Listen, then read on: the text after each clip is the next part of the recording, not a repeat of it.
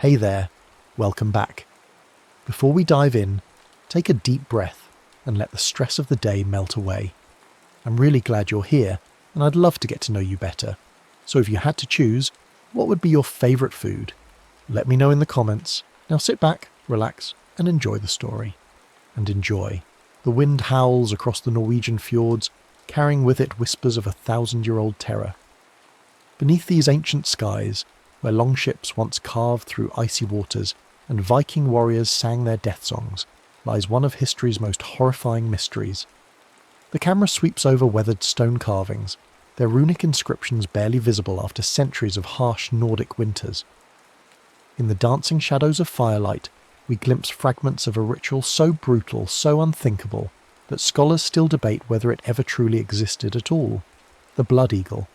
Even the name sends shivers through those who hear it whispered in academic halls and archaeological sites across Scandinavia.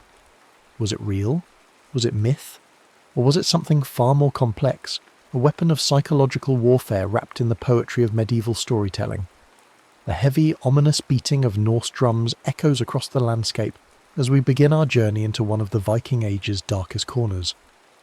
The medieval texts speak in hushed, terrifying tones. "He carved the eagle upon his back," reads one passage from an ancient saga, the words seeming to float across the screen like ghostly runes. These are not the words of eyewitnesses, but of storytellers writing centuries after the Viking Age had ended, when the old gods had given way to Christian crosses and the longships had rotted on forgotten shores. Yet their descriptions are so vivid, so precise in their horror, that they have haunted readers for nearly a millennium. The primary sources are few but chilling. Snorri Sturluson's Heimskringla, written in 13th century Iceland, describes the ritual with clinical precision. The Orkneyinga saga tells of kings and jarls meeting their end through this most terrible of deaths. Ragnar's saga Lodbrokar weaves the Blood Eagle into the legendary tales of Ragnar Lothbrok's sons and their quest for vengeance. But these texts were written 200 to 300 years after the events they claim to describe, composed by Christian scribes in an age when the old Viking world was already fading into legend. Dr. Sara Eriksson, a medieval historian at the University of Copenhagen, appears on screen surrounded by ancient manuscripts. "When we examine these texts," she explains, "we must remember that they were written long after the supposed events took place. The sagas were as much entertainment as they were history. They served to preserve cultural memory, yes, but they also served to create compelling narratives that would captivate their audiences. The Old Norse language itself provides clues to the mystery. The phrase rista örn, to carve an eagle, appears in the earlier sources. But was this literal or metaphorical? The Vikings were masters of poetic language, their skaldic poetry dense with metaphors and kennings that transformed simple actions into complex symbolic statements. Could carving the eagle have been a poetic way of describing something else entirely? Or were the medieval chroniclers recording, with terrible accuracy, the details of a ritual that actually took place? If the accounts are to be believed, the Blood Eagle was a form of execution so elaborate and so brutal that it transcended mere punishment and entered the realm of ritual sacrifice. The victim would be secured face down, their back exposed to the executioner's blade. The ribs would then be severed from the spine with surgical precision one by one, until they could be spread outward like the wings of a great bird.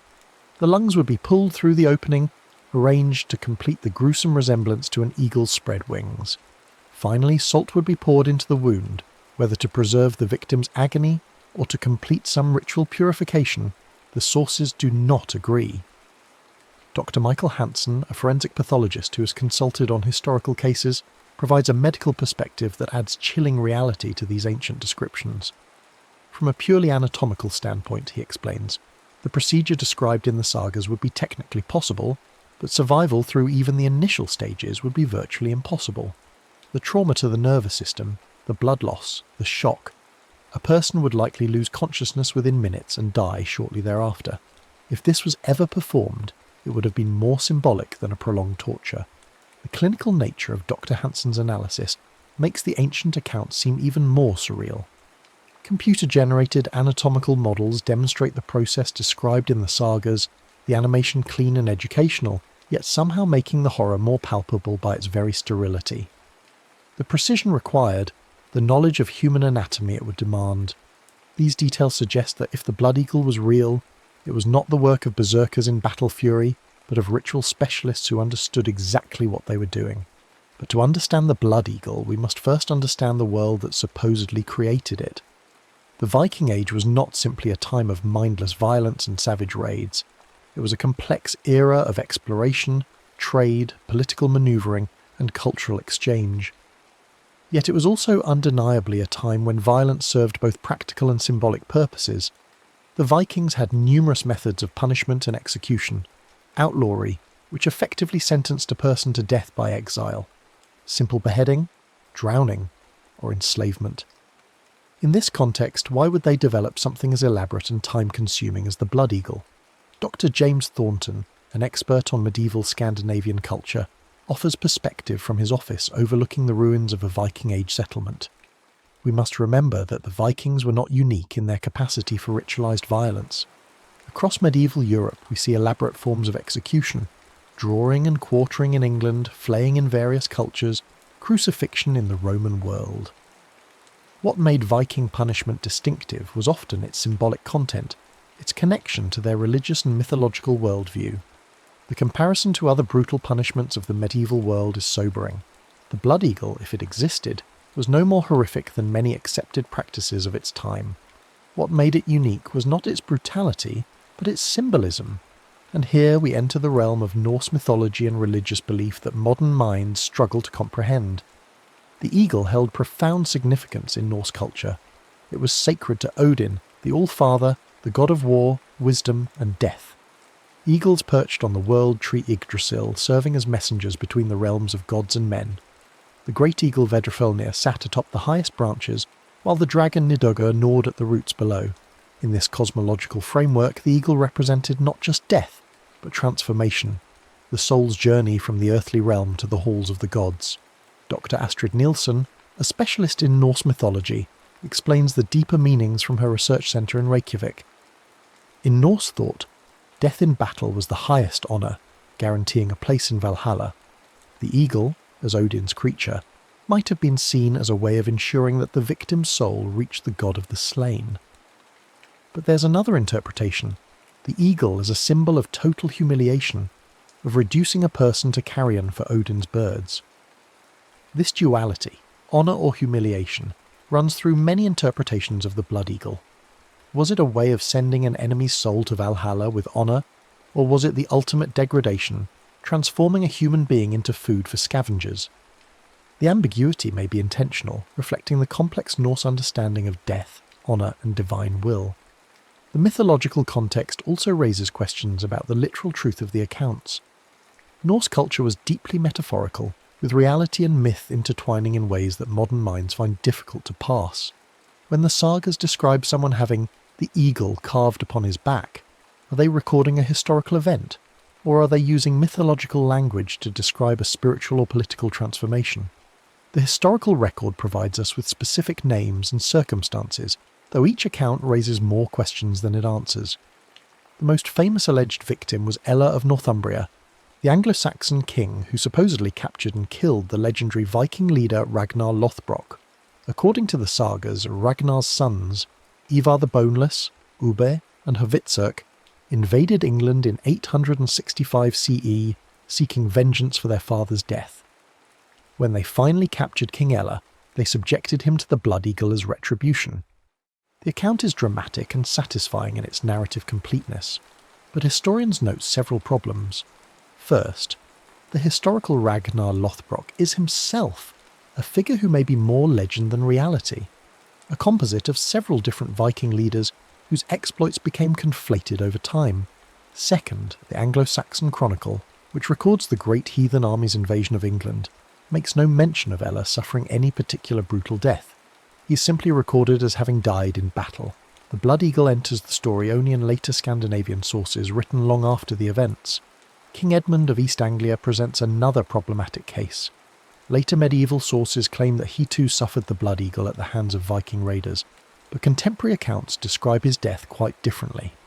The Anglo-Saxon sources, written much closer to the events, describe Edmund as having been shot with arrows after refusing to renounce his Christian faith, a death that made him a martyr and saint. The the Blood Eagle narrative appears to have been grafted onto his story later, possibly as Christian chroniclers sought to emphasise the pagan brutality of their enemies. Other alleged victims include Halfdan the Black and King Mael Gwale, figures so obscure that their very existence is disputed by some historians. In each case, the Blood Eagle narrative appears in sources written long after the supposed events, often in contexts where it serves a specific literary or political purpose, rather than simply recording historical fact. The archaeological record, which might be expected to provide concrete evidence of such a distinctive form of execution, remains frustratingly silent. Dr. Ingrid Larsen, a forensic anthropologist who has examined hundreds of Viking-age skeletal remains, speaks from her laboratory, surrounded by ancient bones and measurement tools. We found evidence of many forms of violence in Viking-age burials: sword cuts, arrow wounds, blunt force trauma, but we've never found skeletal remains that show the specific pattern of rib separation that would be consistent with the Blood Eagle as described in the sagas. The absence of archaeological evidence is particularly striking given the distinctive nature of the supposed ritual.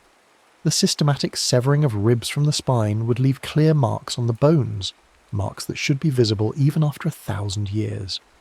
Yet despite extensive excavations across the Viking world, from Iceland to Kiev, from Dublin to York, no such evidence has emerged. This absence doesn't definitively prove that the Blood Eagle never happened. Bodies might have been disposed of in ways that prevented their preservation, or the ritual might have been so rare that we simply haven't found the right graves. But the silence of the archaeological record adds weight to the arguments of those who see the Blood Eagle as literary invention, rather than historical reality. The question then becomes, if the Blood Eagle was not a common Viking practice, why do the stories persist? Why did medieval chroniclers invest such effort in describing something that may never have happened? The answer may lie in the psychology of warfare and the power of fear as a weapon. Dr. Richard Blackwood, a military historian specialising in medieval warfare, explains the concept from his study lined with books on ancient battles. Psychological warfare has been a constant throughout human history. The reputation for exceptional brutality can be more valuable than any sword or shield. If your enemies believe you capable of unthinkable acts, they may surrender without fighting, or fight less effectively due to fear.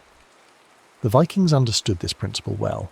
Their very name struck terror across medieval Europe, and they cultivated this reputation carefully.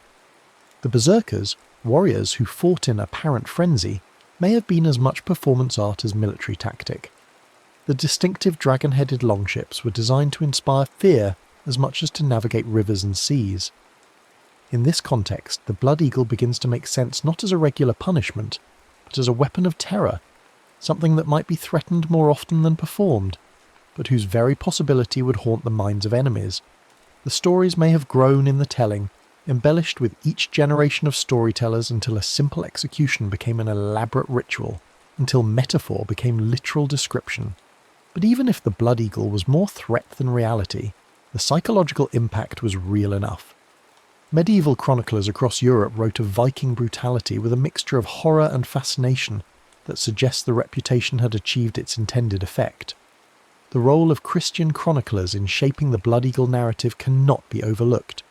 Many of the most detailed accounts come from Christian sources, written at a time when the Church was actively working to convert the last pagan regions of Europe. In this context, stories of pagan brutality served a specific purpose. They demonstrated the moral superiority of Christian civilization and justified the often violent process of conversion. Dr. Margaret Sinclair, a specialist in medieval religious texts, examines this aspect from her archive of illuminated manuscripts. We must remember that medieval chronicles were not neutral historical documents. They were written by people with specific religious and political agendas.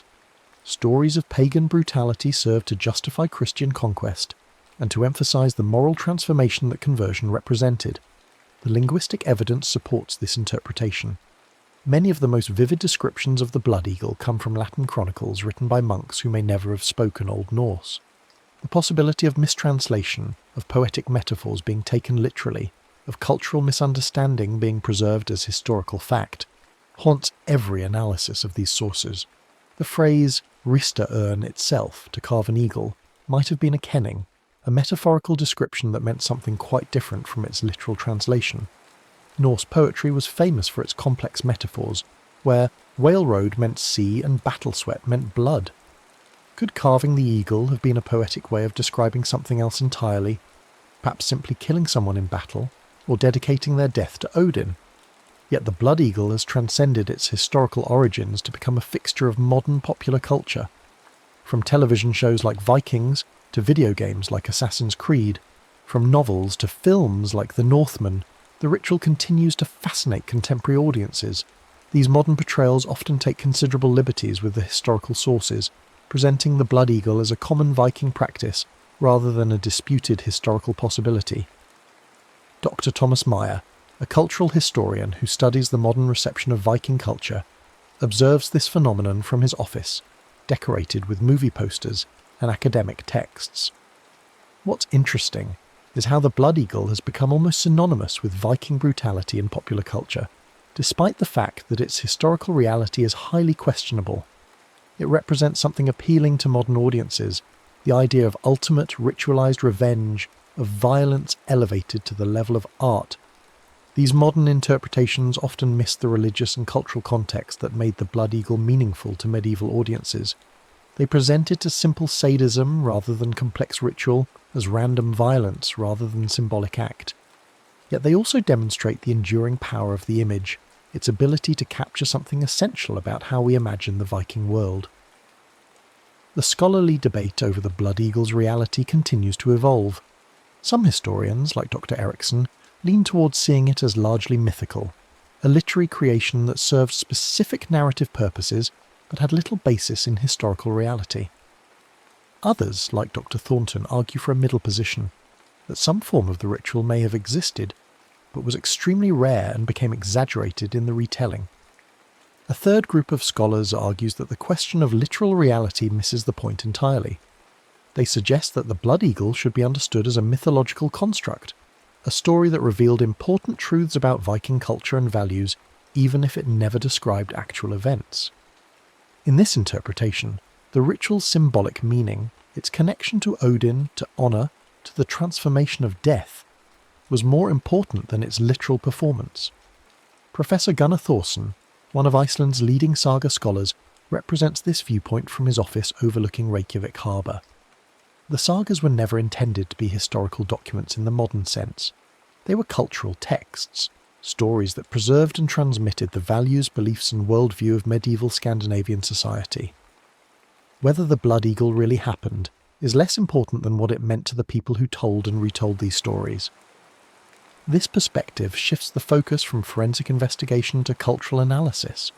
Instead of asking whether Ella of Northumbria actually died by the blood eagle, we might ask what the story of his death meant to the medieval Scandinavians who preserved it.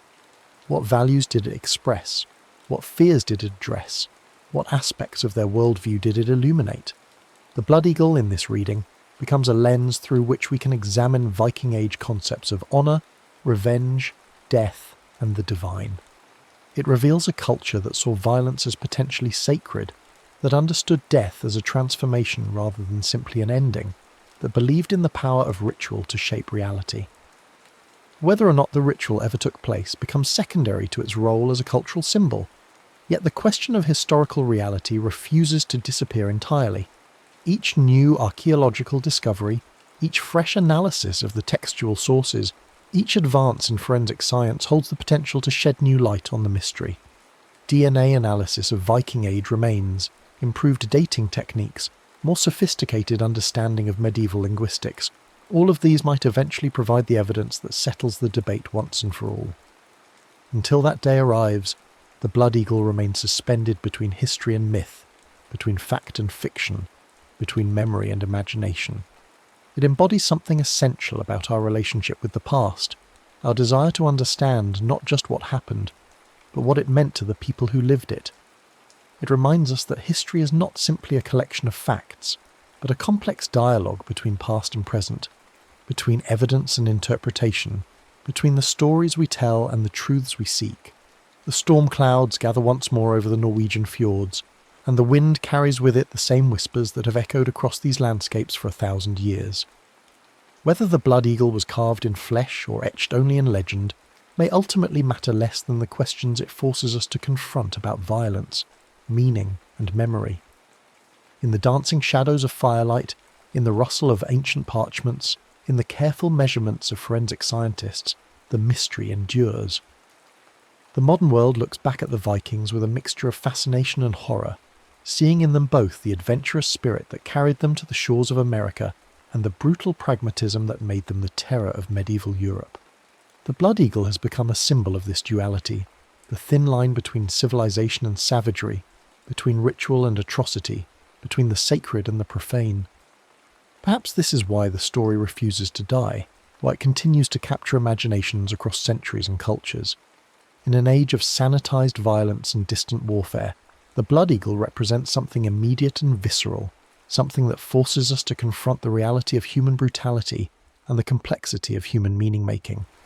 It asks uncomfortable questions about the relationship between violence and the sacred, about the ways in which cultures create meaning through ritual, about the power of fear and reputation in shaping historical events. As the camera pulls back from the ancient stones and weathered carvings, as the Norse drums fade to silence and the wind dies away across the fjords, we are left with more questions than answers. The blood eagle endures not because we have solved its mystery, but because we have learned to live with its ambiguity. In the end, perhaps that is the most Viking thing of all, to face the unknown with courage, to find meaning in mystery, and to understand that some stories are too powerful to be contained by simple truth or falsehood. The forensic approach to understanding the blood eagle has evolved significantly in recent decades, as new technologies allow us to examine ancient remains with unprecedented precision. Dr. Catherine Walsh, a bioarchaeologist specializing in trauma analysis, has spent years developing techniques to identify ritualized violence in skeletal remains. Working in her laboratory at Cambridge University, surrounded by microscopes and digital imaging equipment, she explains the challenges of detecting evidence that might have been overlooked by earlier generations of researchers. "The key is understanding exactly what we should be looking for, Doctor," Walsh explains, manipulating a 3D digital model of human ribs on her computer screen. If the blood eagle was performed as described, it would leave very specific cut marks on the posterior ribs, marks that would be different from typical sword wounds or other forms of trauma. The cuts would need to be precise, systematic, made with a sharp blade from a specific angle. Her team has developed new protocols for examining Viking Age remains, using high-resolution CT scanning and microscopic analysis to detect tool marks that might have been invisible to previous investigators. They've also created experimental models, working with forensic specialists and medical examiners to understand exactly what kind of evidence the ritual would leave behind. The results are both fascinating and frustrating. While they can now detect evidence of ritualized violence with much greater precision, they still haven't found the smoking gun that would prove the blood eagle's existence. The absence of physical evidence becomes even more intriguing when compared to other forms of ritualized violence from the same period. Archaeological sites across the Viking world have yielded clear evidence of human sacrifice, ritual killings, and elaborate burial practices that involved significant modification of human remains. The famous bog bodies of Denmark and northern Germany show evidence of multiple forms of ritualized killing, strangulation, throat cutting, blunt force trauma, sometimes all performed on the same individual. If the Vikings were capable of such elaborate ritual violence, why haven't we found evidence of the blood eagle? Dr. Lars Jørgensen, curator of the Viking Age collection at the National Museum of Denmark, offers one possible explanation as he walks through halls lined with ancient weapons and artifacts. We must remember that the bog bodies represent a very specific type of ritual sacrifice, one that was meant to preserve the victim for the gods. The blood eagle, as described, would have been about transformation and display. The body would have been left exposed, probably not buried at all. The very nature of the ritual would make archaeological preservation unlikely. This interpretation suggests that our lack of physical evidence might actually support the ritual's existence rather than contradict it. If the blood eagle was performed as a form of public display, as a warning to enemies or an offering to Odin's ravens and eagles, then the bodies would have been left to decompose naturally. The absence of preserved remains might simply reflect the ephemeral nature of the ritual itself. The linguistic evidence continues to evolve as scholars gain deeper understanding of Old Norse poetry and its conventions. Dr. Heather O'Donoghue, a specialist in skaldic verse at Oxford University, has spent decades analysing the complex metaphorical language of Viking Age poetry. Her work suggests that many descriptions that seem literal to modern readers were actually highly stylised poetic constructions that medieval audiences would have understood quite differently. The skaldic poets were masters of metaphor, Dr. O'Donoghue explains, surrounded by ancient manuscripts and modern linguistic analyses. They could describe a simple battle in language so complex and elusive that it would take modern scholars pages to unpack all the references. When we see phrases like carving the eagle, we need to ask ourselves whether this was meant to be understood literally, or as part of a complex poetic system that we're only beginning to fully comprehend. Her analysis of the specific Old Norse terms used in the Blood Eagle passages reveals layers of meaning that previous scholars may have missed. The word rista, usually translated as carve, could also mean write or inscribe, suggesting that the ritual might have been understood as a form of communication, a message written in flesh and blood. The word ørn, eagle, appears in numerous poetic contexts where it clearly doesn't refer to the literal bird, but rather to concepts of death, battle, and divine intervention. This linguistic complexity extends to the question of audience and interpretation. The sagas that preserve Blood Eagle narratives were not written for modern historians seeking factual accounts, but for medieval audiences who shared a complex cultural knowledge that we can only partially reconstruct. What seemed obviously metaphorical to a 13th century Icelander might appear literally descriptive to a 21st century scholar, and vice versa. The political dimensions of the Blood Eagle narratives also deserve closer examination. Many of the alleged victims were kings or other political leaders, and their deaths are often presented as moments of significant political transformation. The ritual serves not just as punishment or sacrifice, but as a form of regime change, a way of demonstrating that the old order has been completely overthrown and replaced. Professor Erik Valgren, a political historian at the University of Stockholm, analyses these narratives from the perspective of medieval power structures. When we look at the specific contexts in which Blood Eagle deaths are described, we often see moments of dynastic change, territorial conquest, or religious transformation. The ritual functions as a form of political theatre, a way of demonstrating that the new rulers possess absolute power over their enemies. This political reading suggests that the Blood Eagle narratives might have served propagandistic purposes, regardless of their historical accuracy.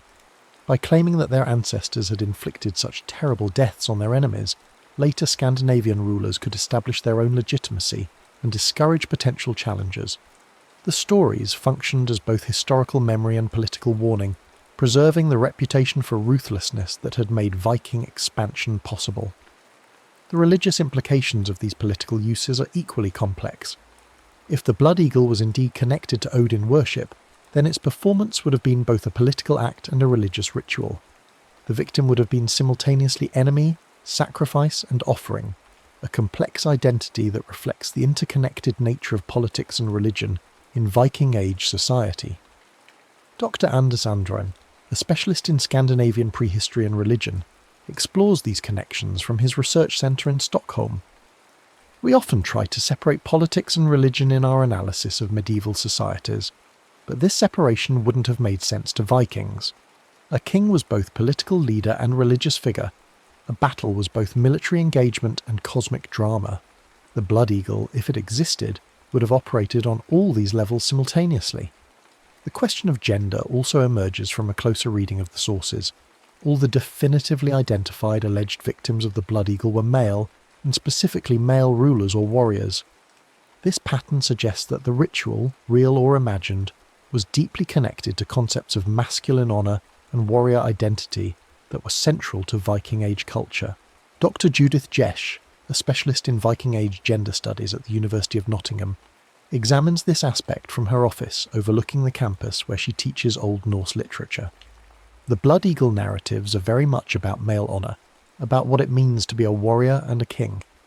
The ritual represents both the ultimate dishonour, being killed in such a brutal way, and paradoxically a kind of honour, since it acknowledges the victim as worthy of such elaborate attention.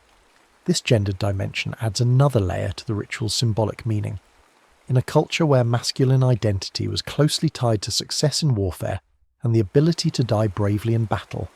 The blood eagle represented a complex negotiation of honour and shame.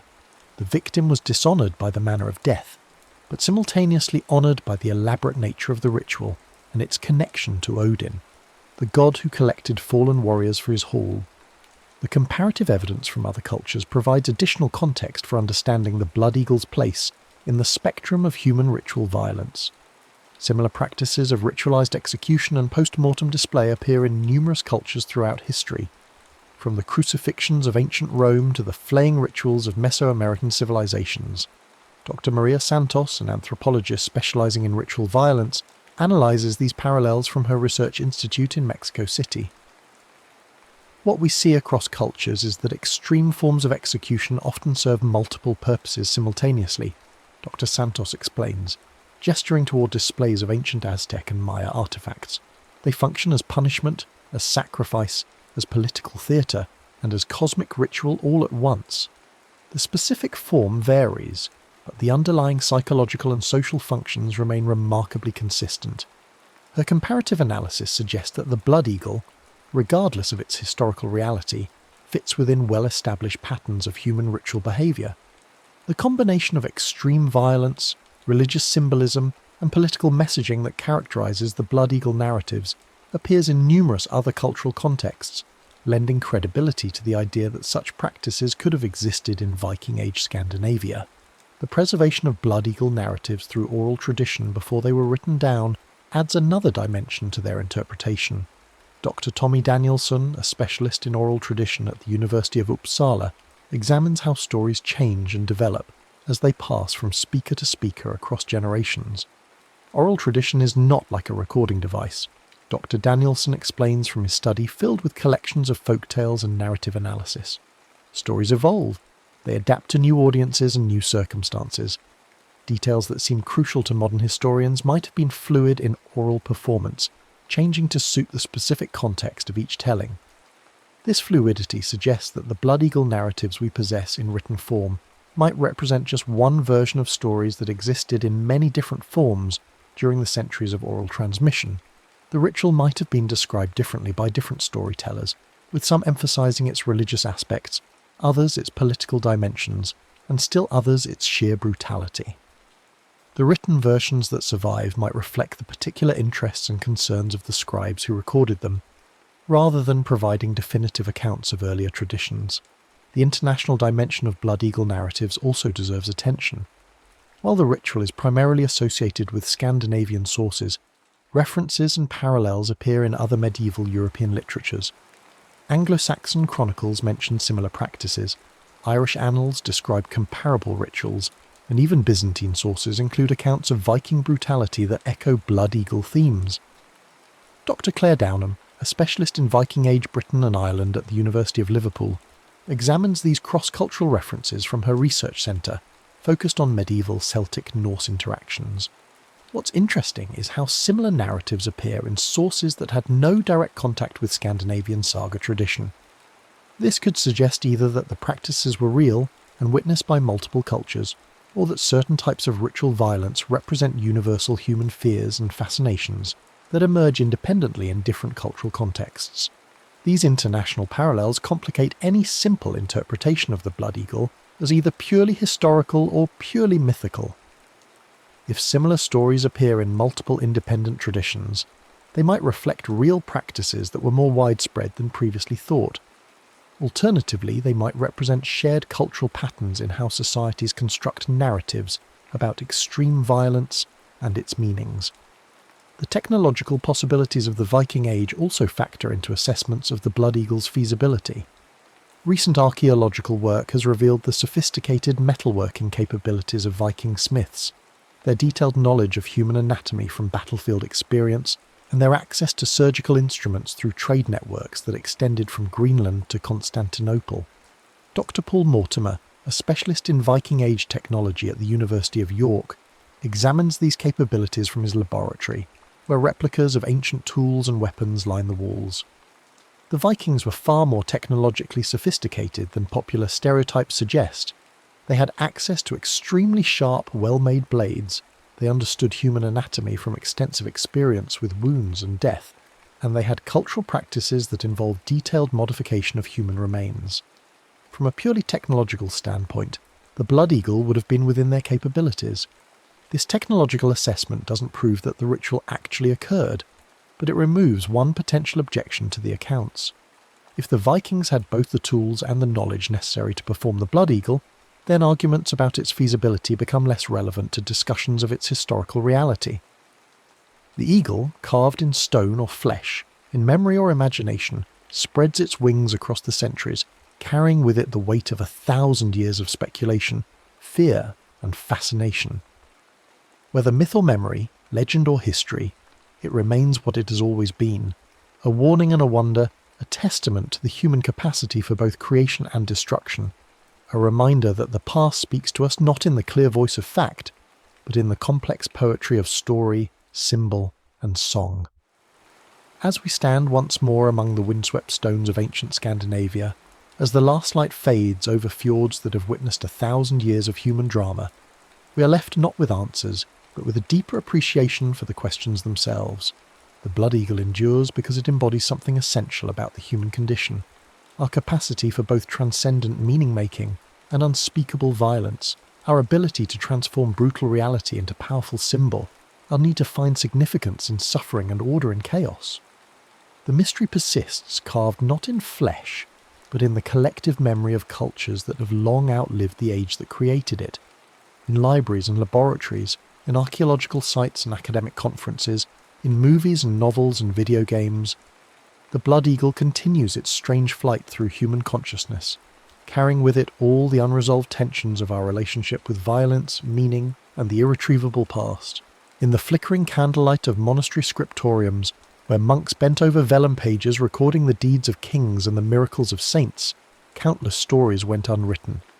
The iron shackles rusted in castle dungeons, the wooden ploughs guided by calloused hands weathered to dust, and the voices of those who bore the heaviest burdens of medieval society faded into historical silence. These were the medieval slaves, men, women and children, whose labour built cathedrals, harvested grain that fed nobles, and whose very bodies were counted among the assets of their masters alongside livestock and land.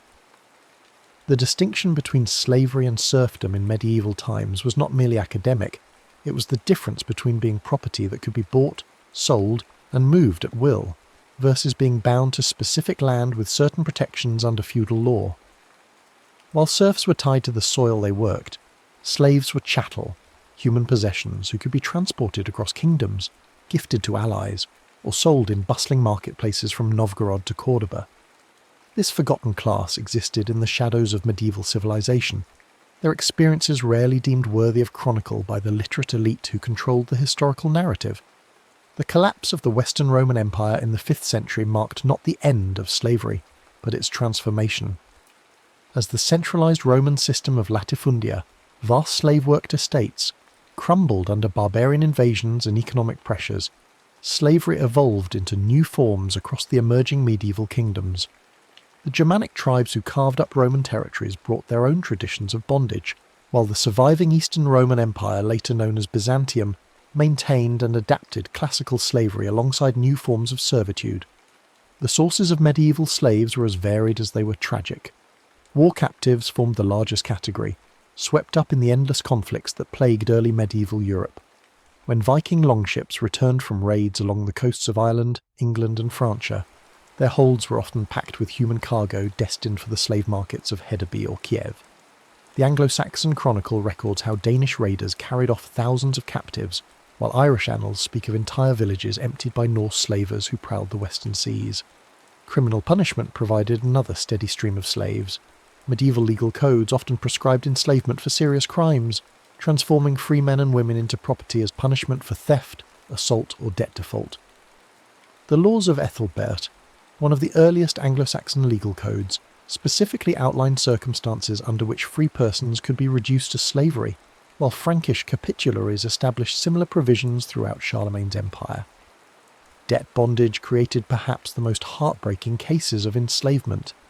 In times of famine or economic hardship, free peasants would sometimes sell themselves or their children into slavery to avoid starvation. Medieval documents reveal transactions where parents desperate to feed their remaining children would hand over a son or daughter to local nobles in exchange for grain or livestock. These sales were often presented as temporary arrangements, but in practice, few families possessed the means to buy back their relatives. Birth into slavery perpetuated the system across generations. The children of slave women typically inherited their mother's status, regardless of their father's condition. This principle, encoded in various medieval law codes, ensured a constant supply of bondspeople without the need for external sources. In some regions, entire communities of slaves developed, living in separate quarters but working the same lands for generations. The geographic distribution of medieval slavery varied dramatically across Europe and the Mediterranean world. In Western Europe, particularly in the former Roman territories of Gaul, Italy and Hispania, traditional chattel slavery gradually gave way to various forms of serfdom and bound labour as the feudal system consolidated. However, this transition was neither uniform nor complete. Archaeological evidence from early medieval cemeteries in Francia reveals burials with slave collars and restraints well into the 8th and 9th centuries.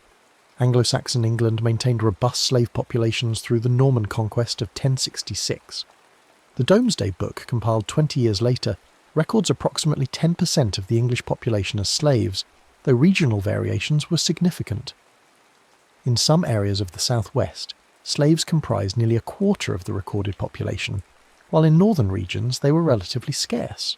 These slaves worked primarily in agriculture, tending the domain lands of their masters and performing the heavy labour that sustained the Anglo-Saxon economy.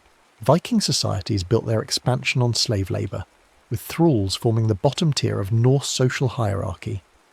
The wealth that funded Viking expeditions often came from slave trading, as warriors captured people during raids and sold them in markets across northern and eastern Europe. The Swedish trading centre of Birka and the Norwegian port of Kaupang served as major distribution points for human cargo, while Viking merchants transported slaves along the river routes of Eastern Europe to Byzantine and Islamic markets. Eastern Europe experienced some of the most intensive slave trading of the medieval period. The very word slave derives from Slav, reflecting the massive scale of human trafficking that swept Slavic populations into bondage. Viking and later German merchants organised sophisticated networks that captured slaves from the regions around modern-day Poland, Ukraine and Russia, transporting them via river routes to Constantinople and beyond. The city of Kiev became a major hub in this trade, where slaves were collected, sorted and prepared for long journeys to distant markets. The Byzantine Empire maintained the most direct continuity with Roman slavery practices.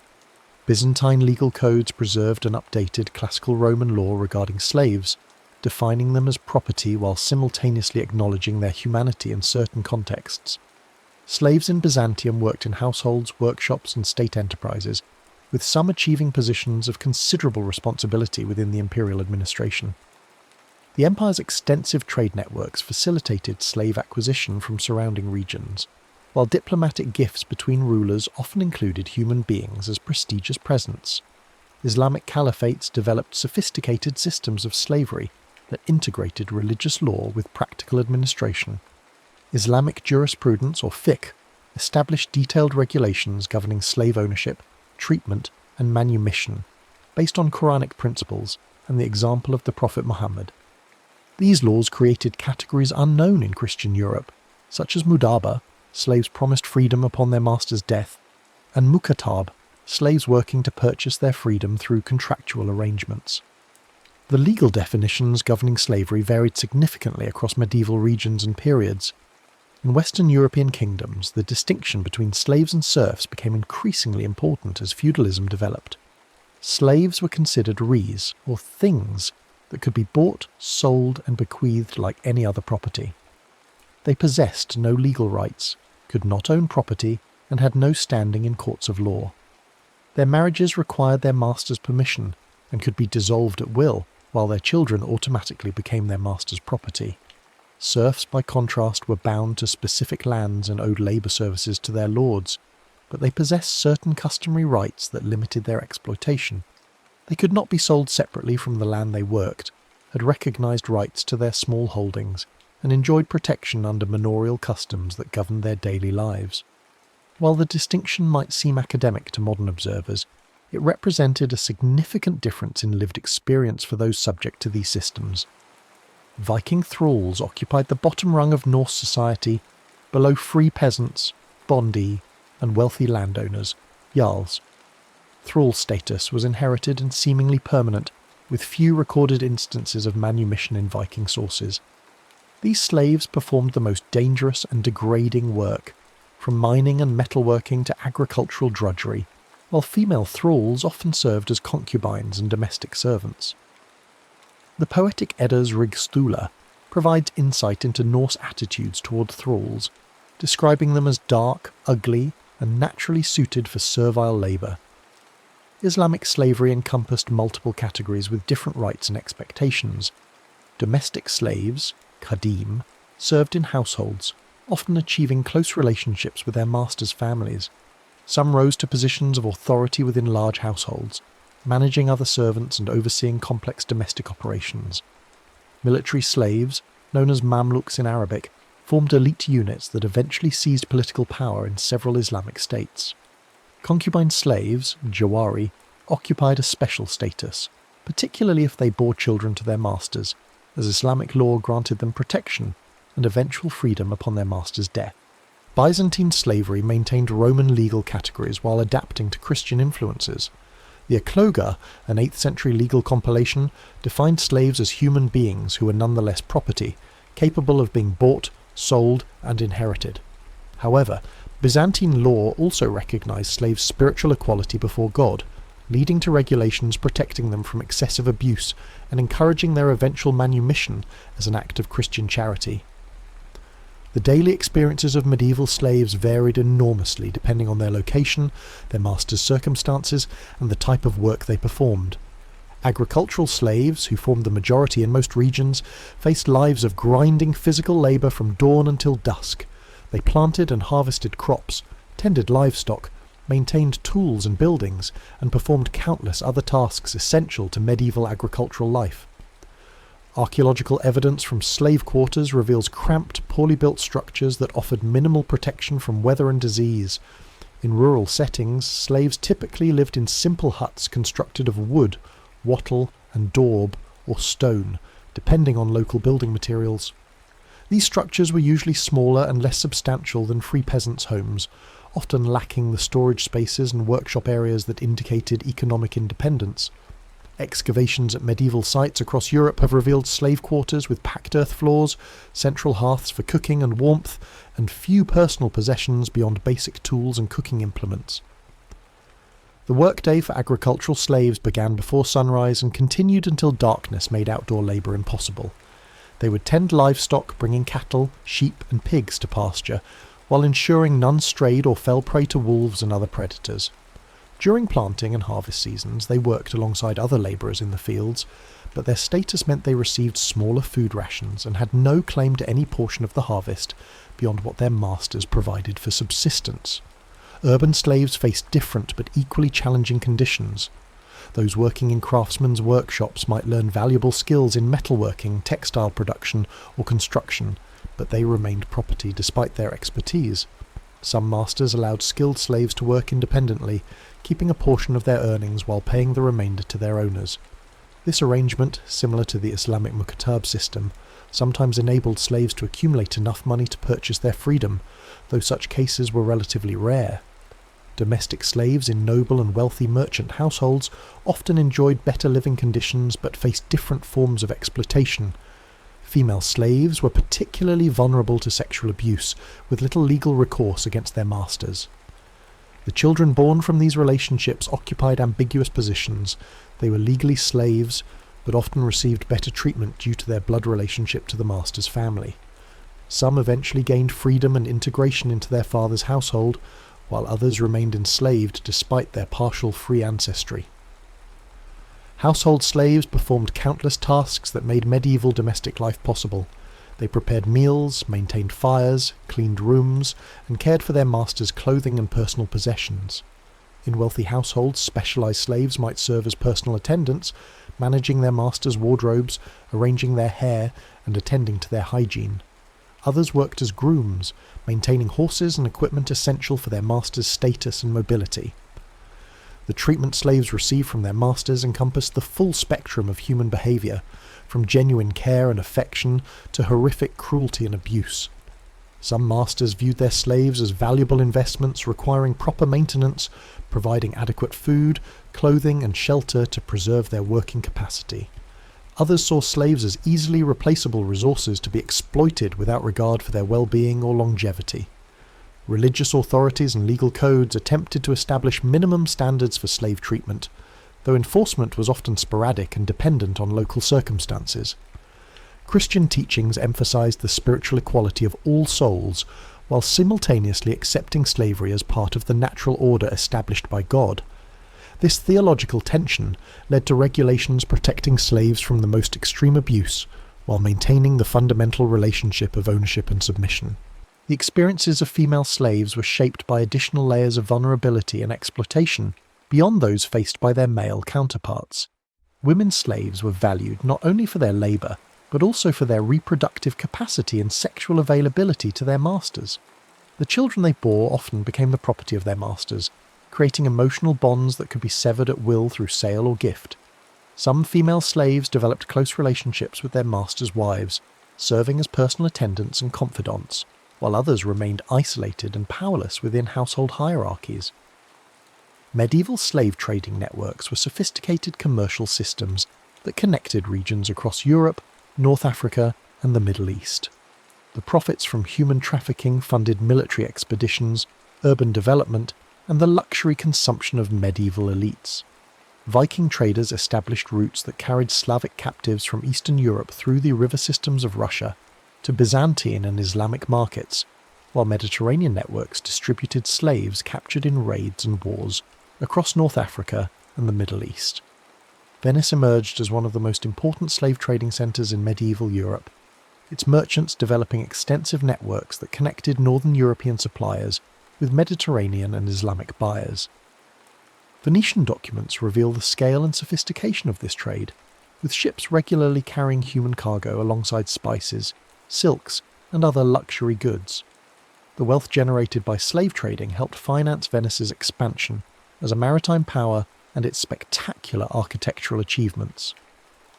Constantinople served as the primary destination for many slaves captured in Europe, its markets absorbing thousands of captives annually during the peak periods of medieval slave trading.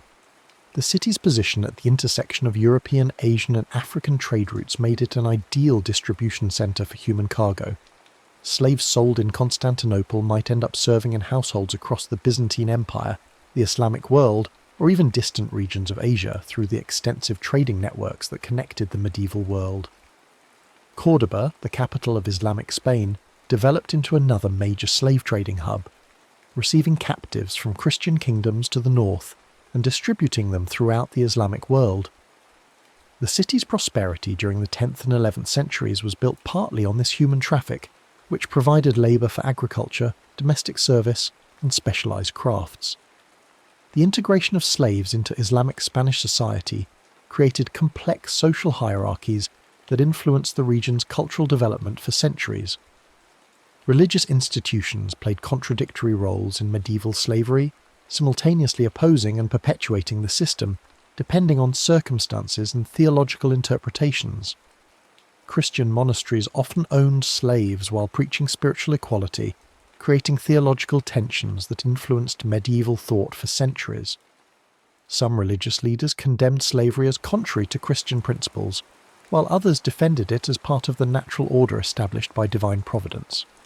The Catholic Church's position on slavery evolved gradually throughout the medieval period, influenced by practical considerations as much as theological principles.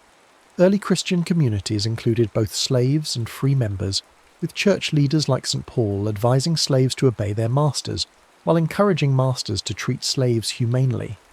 This acceptance of existing social structures continued into the medieval period, with the church often owning slaves itself while advocating for their better treatment. Monastic communities across Europe owned substantial numbers of slaves who worked the extensive lands granted to religious houses by pious donors. The Abbey of Saint-Germain-des-Prés near Paris possessed hundreds of slaves who cultivated the monastery's fields and performed domestic tasks, while English monasteries relied heavily on slave labour for agricultural production. These religious slaves were often better treated than those owned by secular masters, receiving regular food, basic health care, and protection from the most extreme forms of abuse. Some Christian saints and religious leaders actively opposed slavery and worked for the liberation of captives. St. Patrick, himself a former slave, dedicated much of his ministry to ransoming Christian captives from pagan Irish kings. St. Bathilde, originally a slave who became Queen of the Franks, used her position to prohibit the sale of Christian slaves and funded the redemption of many captives. These examples influenced later Christian attitudes towards slavery, while demonstrating the complex relationships between religious belief and social practice. Islamic theology developed detailed jurisprudence regarding slavery that attempted to balance acceptance of the institution with humanitarian considerations. The Quran encouraged the manumission of slaves as an act of piety, while establishing rules for their treatment that were often more protective than those found in contemporary Christian societies.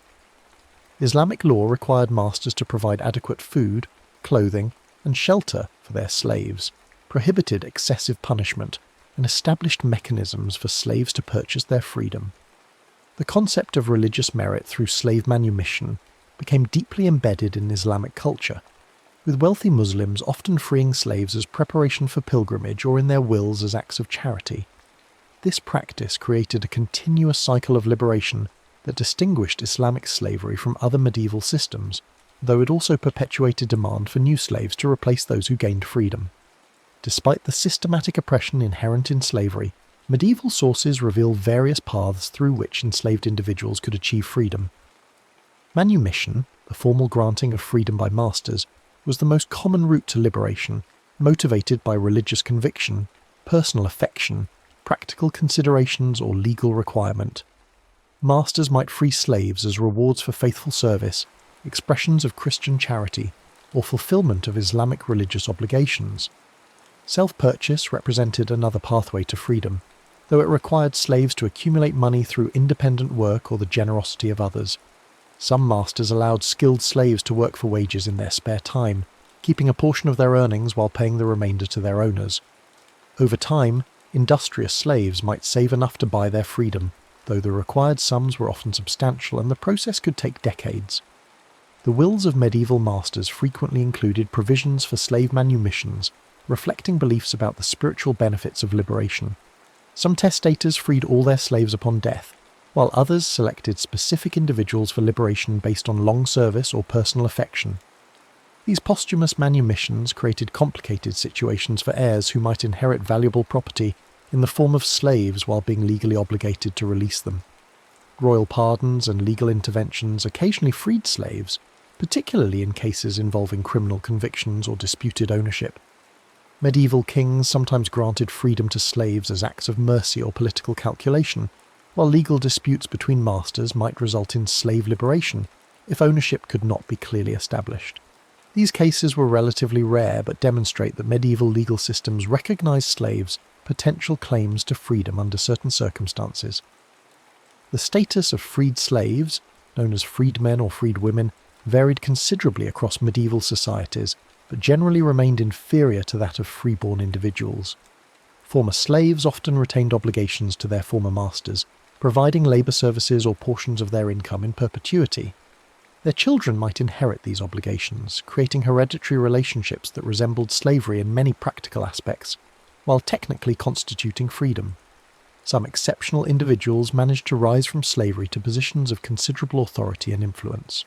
The Byzantine Empire produced several powerful eunuchs who began as slaves but achieved high administrative positions through their abilities and court connections. Islamic societies offered similar opportunities for military slaves who demonstrated exceptional skills in warfare or administration, with some eventually establishing their own dynasties. The gradual decline of chattel slavery in Western Europe during the 11th and 12th centuries resulted from multiple interconnected factors rather than sudden policy changes or moral awakenings. Economic transformations associated with agricultural improvements and population growth made free and semi-free labour more attractive to landowners than slave ownership. The costs of maintaining slaves throughout their lives often exceeded the benefits of their unpaid labour, especially as agricultural techniques improved and free labourers became more readily available. Legal and social changes also contributed to slavery's decline in Western Europe. The consolidation of feudal systems created alternative forms of labour organisation that better suited the decentralised political structures of medieval kingdoms. Serfdom provided lords with reliable labour while avoiding the risks and expenses associated with slave ownership, as serfs were responsible for their own subsistence and family maintenance. Religious influences played important roles in slavery's gradual disappearance from Western Europe, though their effects were complex and sometimes contradictory. Christian teachings about spiritual equality created moral pressures against the most extreme forms of human bondage, while the Church's emphasis on charity and redemption encouraged slave manumission as an expression of pious devotion. However, these same religious institutions often owned slaves themselves and adapted theological arguments to justify their continued use of unfree labour. The transformation of slavery into serfdom was neither uniform nor complete across medieval Europe. Regional variations in law, custom and economic conditions created a patchwork of labour systems that defied simple categorisation. Some areas maintained chattel slavery well into the late medieval period, while others developed unique forms of semi-freedom that combined elements of both slavery and serfdom. Eastern Europe experienced different patterns of labour system development, with chattel slavery persisting much longer than in Western regions. The continued conflicts between Christian and Islamic powers provided steady supplies of war captives for slave markets, while the less developed feudal structures in Eastern European kingdoms offered fewer alternatives to slave labour. The expansion of European trading networks also increased demand for slaves in Mediterranean and Middle Eastern markets, making slave trading profitable for Eastern European rulers and merchants. The Black Death of the 14th century created unprecedented labour shortages that fundamentally altered relationships between lords and peasants throughout Europe. The massive population losses from plague deaths gave surviving peasants increased bargaining power, enabling them to demand better conditions and greater freedom of movement. Many lords found themselves forced to offer higher wages and improved treatment to retain the workers necessary for agricultural production.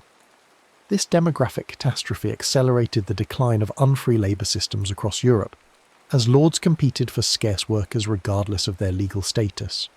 Former serfs and slaves who survived the plague often found opportunities to escape their previous conditions and establish themselves as free labourers in regions desperate for workers. The social upheavals following the Black Death contributed to peasant revolts and labour movements that further undermined traditional relationships of bondage and dependence.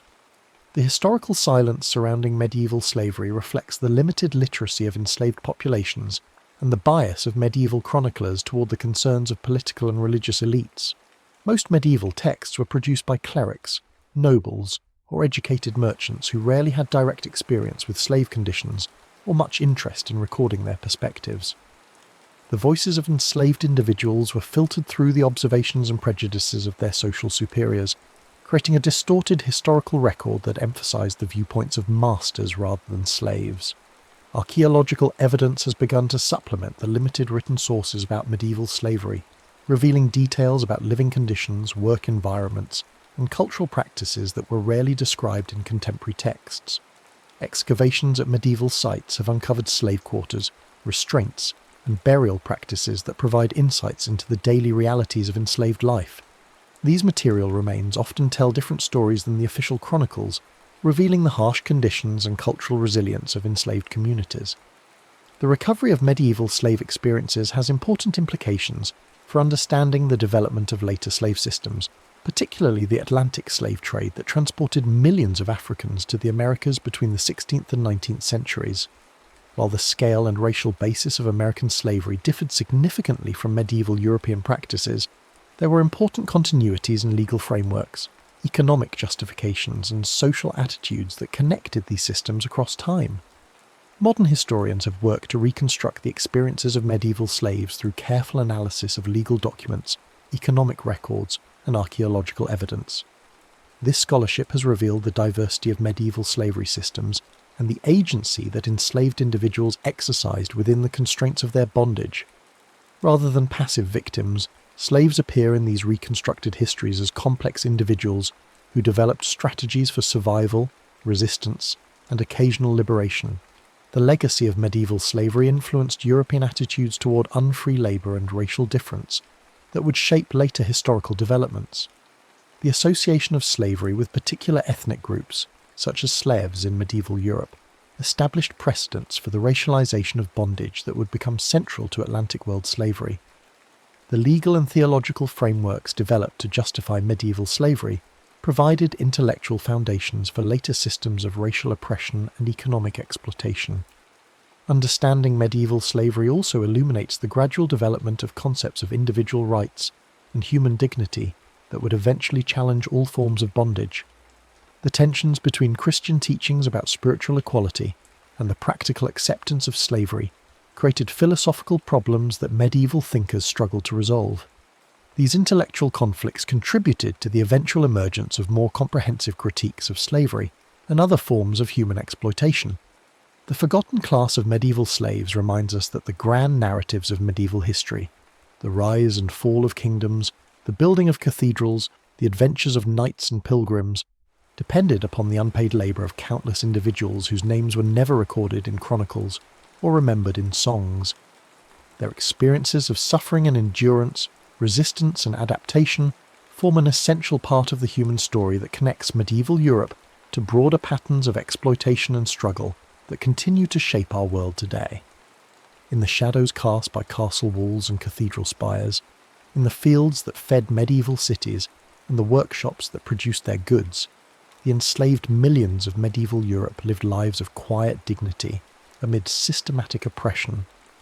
Their stories, gradually emerging from archaeological discoveries and careful historical reconstruction, challenge us to remember that human bondage was not an abstract institution, but a lived reality that shaped the experiences of real individuals who loved, suffered, hoped, and died largely forgotten by the societies they served. The recovery of their experiences represents not just historical curiosity, but an act of justice that acknowledges their humanity and their contributions to the civilization that emerged from medieval Europe. In an age where chivalry clashed with bloodshed and faith stood guard over steel, the medieval knight was more than just a warrior. They were a symbol of an age that sought to reconcile the brutality of combat with the aspirations of the human spirit. And across the windswept battlefields of Europe, from the stone fortresses of England to the sun-baked plains of the Holy Land, these armored figures on horseback would shape the course of history for nearly a millennium. The medieval knight emerged from the ashes of the Roman Empire, born of necessity in a world where central authority had collapsed and local strongmen ruled through force of arms.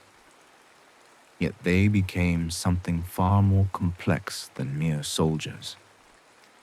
They were landowners, judges, protectors of the faith, and the living embodiment of a code that promised to transform violence into virtue.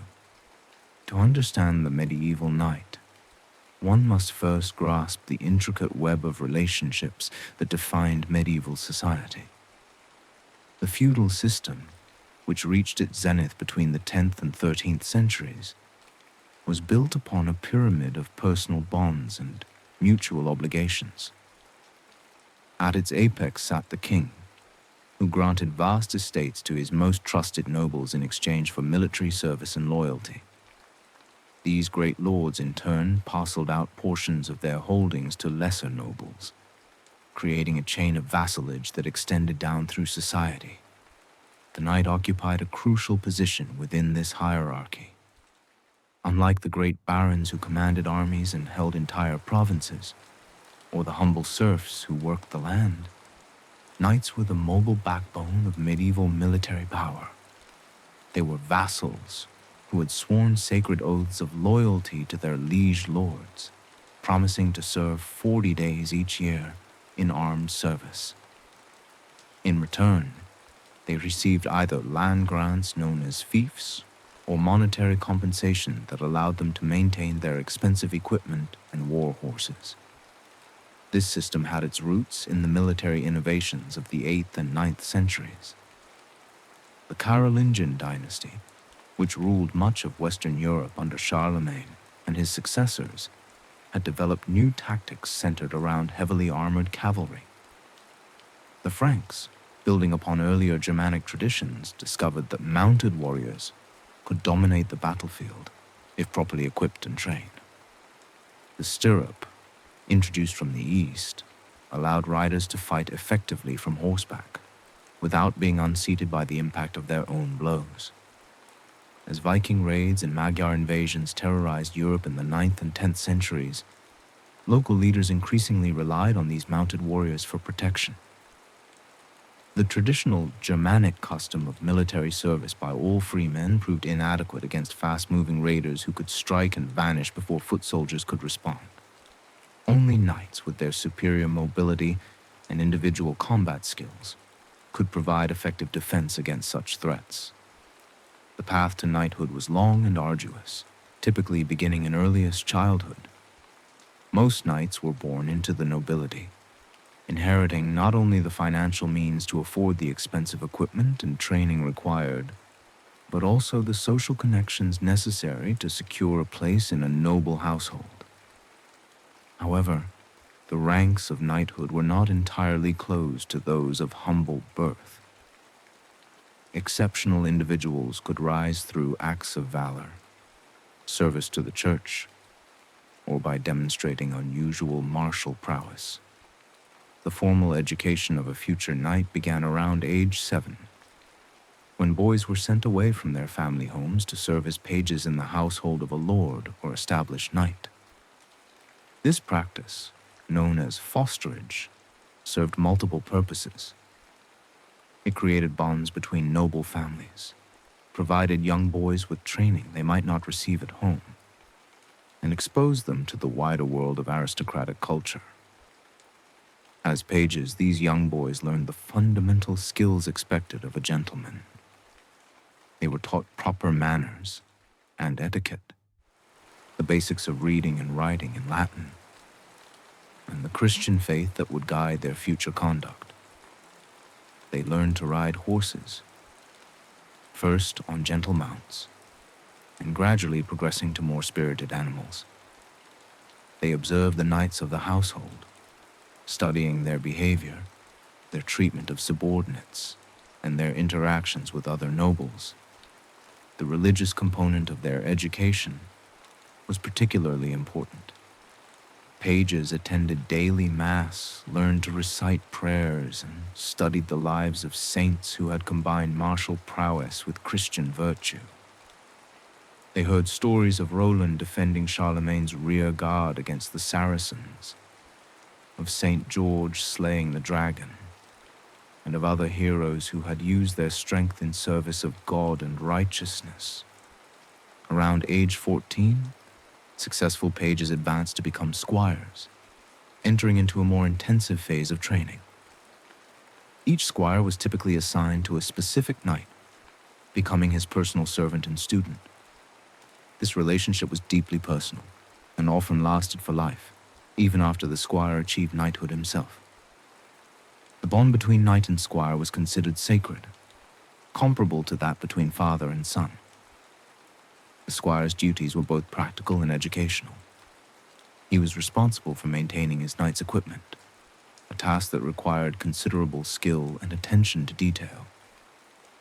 Medieval armor and weapons were complex and expensive, often representing a family's entire wealth.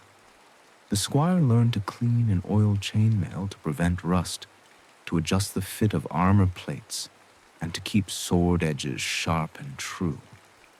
He cared for his knight's destrier, the specially trained war horse that was as valuable as the armor itself.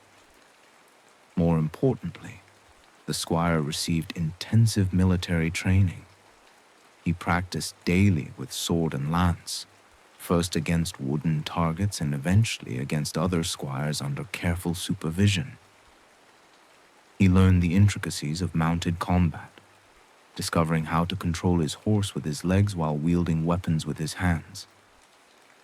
He studied tactics and strategy, learning to read the battlefield and understand the flow of combat. The squire accompanied his knight on campaign, tournaments, and hunting expeditions.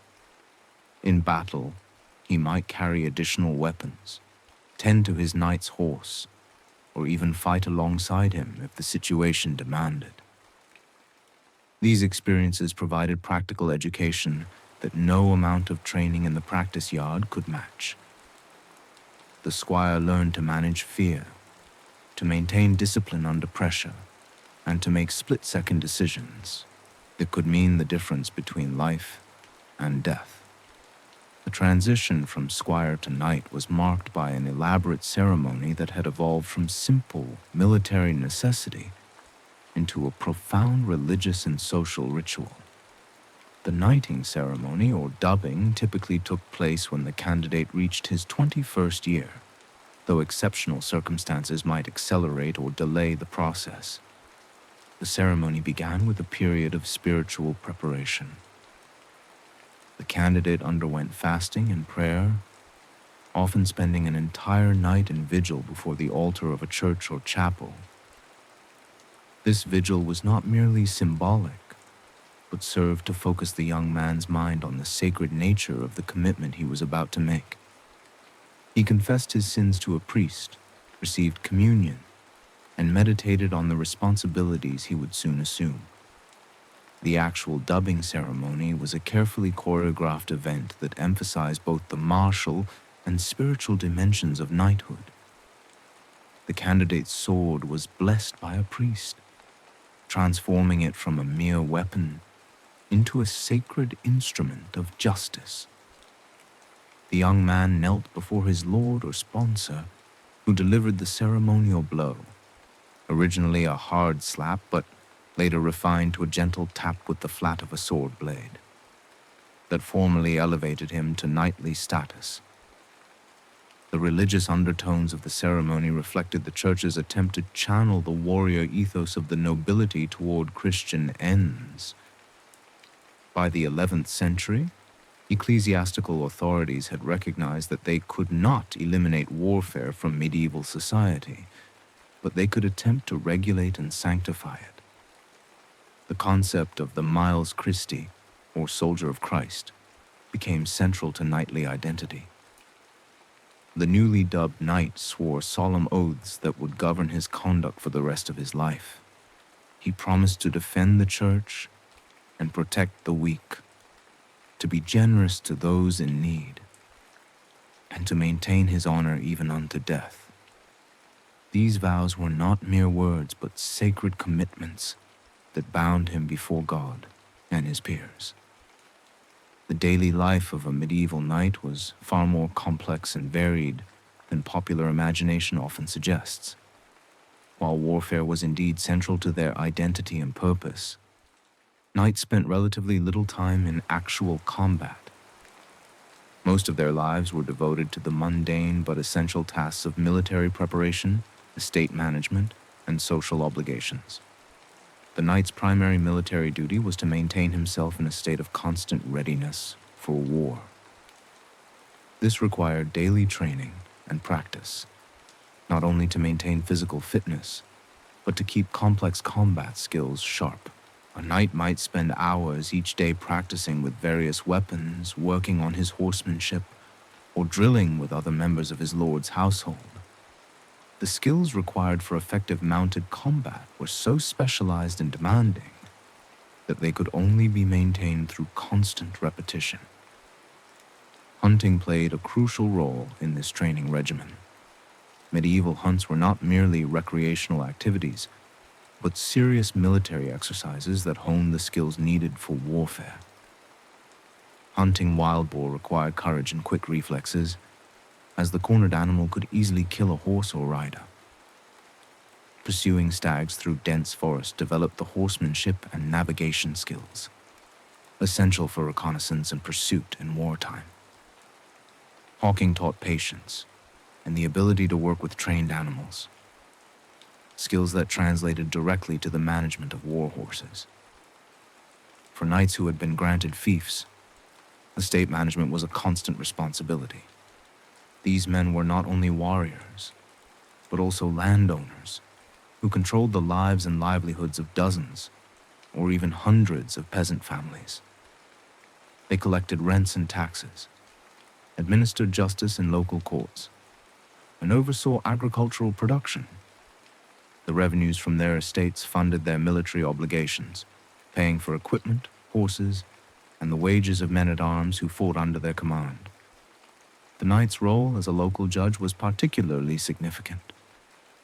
In an age when central authority was weak and travel was dangerous, the lord of the manor served as the primary source of justice for the common people.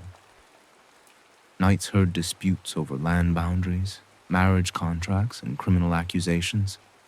They imposed fines, ordered compensation for injuries, and in extreme cases pronounced sentences of death. This judicial authority was both a privilege and a burden, requiring wisdom and impartiality that not all knights possessed. The code of chivalry that supposedly governed knightly conduct was a complex and often contradictory set of ideals that evolved over several centuries. At its core, chivalry attempted to reconcile the violent realities of medieval warfare with Christian teachings about mercy, humility, and service to others. The result was a moral framework that emphasized honor, loyalty, courage, and courtesy, while struggling to address the fundamental tension between the knight's role as a warrior and his obligations as a Christian. Honor was perhaps the most central concept in the chivalric code. A knight's honor was not merely his personal reputation, but a tangible asset that affected his ability to function in medieval society. An honorable knight could be trusted to keep his word, to fulfill his obligations to his lord, and to treat his social inferiors with appropriate dignity. Conversely, a knight who lost his honor through cowardice, treachery, or dishonorable conduct might find himself ostracized from noble society, unable to secure marriage alliances or military appointments. Loyalty to one's lord was considered the foundation of the feudal system. A knight who broke faith with his liege lord was guilty of the most serious form of treason, punishable by loss of lands, titles, and often life itself. This loyalty was expected to be absolute, even when it conflicted with other obligations or personal interests. The literature of the period is filled with stories of knights who chose death rather than betray their sworn oaths. Courage in battle was another essential virtue, but chivalric courage was more complex than simple fearlessness. The ideal knight was expected to be brave not only in facing enemy weapons, but in defending the innocent, even when such defense offered no personal advantage. Stories of knights who risked their lives to protect travelers from bandits, or who challenged more powerful opponents to defend the honor of the weak, became central to the chivalric tradition. The concept of courtesy encompassed a wide range of behaviors that distinguished the knight from common soldiers. Knights were expected to be generous in victory, showing mercy to defeated enemies and protecting non-combatants. They should be eloquent in speech, cultured in manner, and skilled in the social graces that mark them as members of the aristocracy. This courtesy extended particularly to women of noble birth, who were to be treated with special reverence and protection. The reality of knightly conduct often fell far short of these lofty ideals. Medieval chronicles and court records are filled with accounts of knights who betrayed their lords, brutalized peasants, and violated the very principles they had sworn to uphold. The gap between chivalric theory and practice was a source of constant tension and criticism throughout the medieval period. Many knights were driven more by personal ambition than by altruistic ideals. The pursuit of wealth, land, and political power frequently trumped considerations of honor or courtesy. Knights might switch sides in conflicts based on which lord offered better terms, or used their military skills to terrorize local populations for personal gain. The phenomenon of robber knights who preyed upon merchants and travelers was common enough to require repeated intervention by royal authorities. The Church's attempts to regulate knightly violence through concepts like the peace of God and truce of God movements demonstrate the ongoing struggle to reconcile martial culture with Christian values. These initiatives sought to limit warfare to certain times and places, protecting churches, peasants, and other non-combatants from the worst excesses of military violence. The mixed success of these efforts highlights the difficulty of imposing moral constraints on a warrior class whose primary function was the application of force. Medieval warfare was the ultimate test of knightly skill and courage, but it was also a brutal and chaotic affair that bore little resemblance to the romanticized encounters of later literature. The knight's effectiveness in battle depended not only on his individual prowess, but on his equipment, his mount, and his ability to coordinate with other members of his unit. The evolution of knightly armor reflects both technological advancement and changing military tactics. Early medieval knights wore hauberks of chainmail, flexible garments of interlocked metal rings that provided reasonable protection against slashing weapons, while allowing freedom of movement. By the 13th century, knights began supplementing their chainmail with plates of steel or iron covering vital areas like the chest, back, and limbs. The development of full-plate armor in the 14th and 15th centuries represented the pinnacle of the armorer's art. A complete suit of plate armor, properly fitted and maintained, could turn aside most weapons of the period. However, such armor was enormously expensive and required considerable skill to manufacture. Only the wealthiest knights could afford the finest armor, and even they might spend years accumulating a complete set. The knight's primary weapons were the lance and sword, each designed for specific tactical situations. The lance was the weapon of the charge, allowing the knight to focus all his momentum and that of his horse into a single devastating blow. Proper use of the lance required exceptional skill, as the knight had to control his mount, aim his weapon, and brace for impact all simultaneously. The shock of a successful lance charge could break enemy formations and decide the outcome of a battle. The sword was the knight's most personal weapon, often bearing his name or heraldic symbols. Medieval swords were not the crude clubs of popular imagination, but sophisticated weapons that balanced cutting power with speed and maneuverability. The longsword, which became increasingly popular in the later medieval period, was designed for both mounted and foot combat, with a blade long enough to provide reach advantage while remaining light enough for extended use.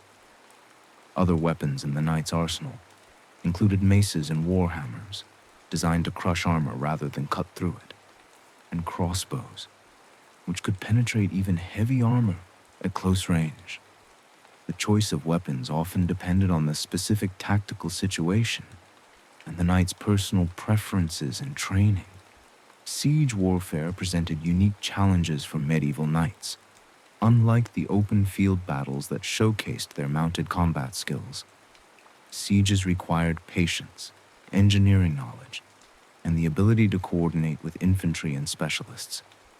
Knights might find themselves directing the construction of siege engines, leading assaults on fortress walls, or enduring months of boring blockade duty. The Crusades, which began in the late 11th century, provided unprecedented opportunities for knights to combine military service with religious devotion. The call to reclaim the Holy Land from Muslim control appealed to knights for multiple reasons. The promise of spiritual reward, including the remission of sins, the prospect of winning new lands and wealth in the East, and the chance to demonstrate their prowess against worthy opponents. The reality of crusading was far harsher than the idealistic rhetoric suggested. The journey to the Holy Land was long, expensive, and dangerous.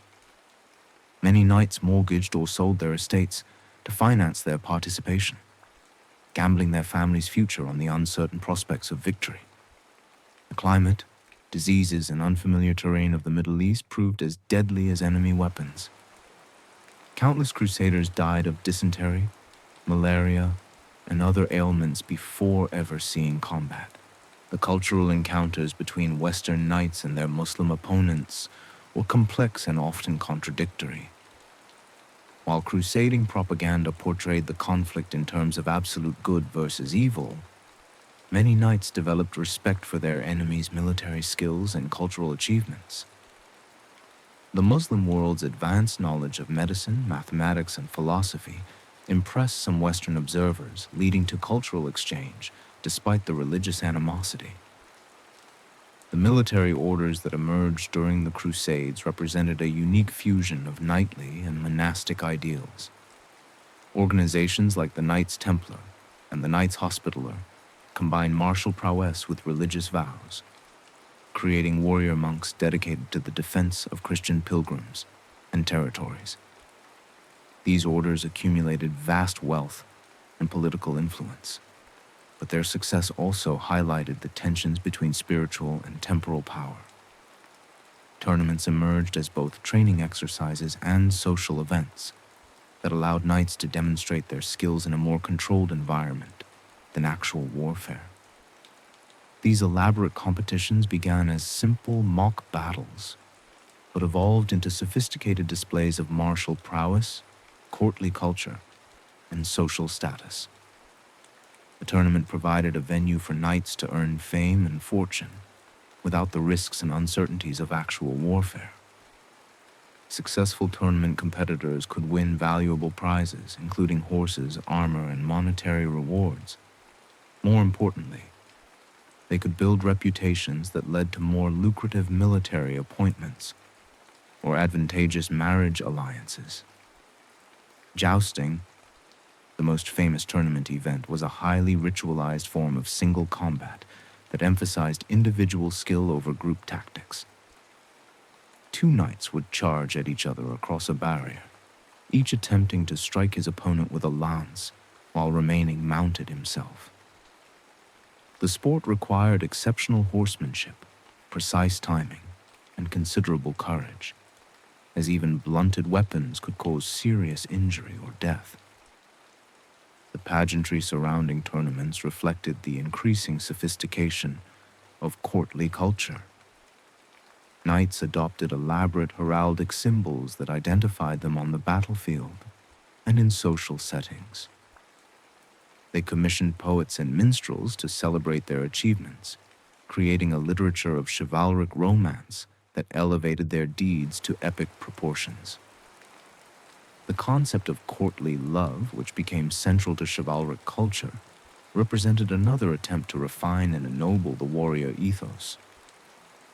This literary and social convention suggested that knights should dedicate their martial achievements to the service of noble ladies, transforming warfare into a form of devotional service. The knight was expected to be inspired by his lady's beauty and virtue to greater heights of courage and honor. The reality of courtly love was often more complex and limited than its literary representation suggested. Many of these relationships were highly stylized and symbolic rather than passionate or consummated. The lady served as an idealized figure who inspired the knight's conduct, rather than as a real person with whom he might have a physical relationship. The convention allowed for the expression of refined emotion and aesthetic appreciation, while maintaining the social boundaries appropriate to aristocratic society. The literature of courtly love, exemplified by the songs of troubadours and the romances of Chrétien de Troyes, created a cultural framework that influenced knightly behavior for centuries.